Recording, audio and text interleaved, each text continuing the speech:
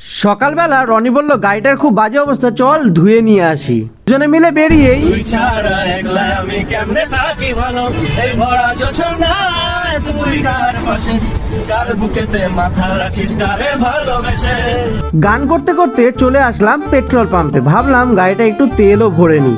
ঝটপট তেল ভরেই চলে আসলাম গাড়িটা ধোয়াতে। এই দাদা বেশ আমাদের গাড়িটা যত্ন করেই ধুয়ে দেয়।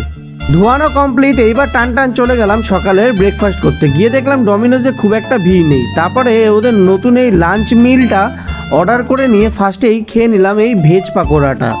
এরপরেই ছিল main attraction golden corn pizza.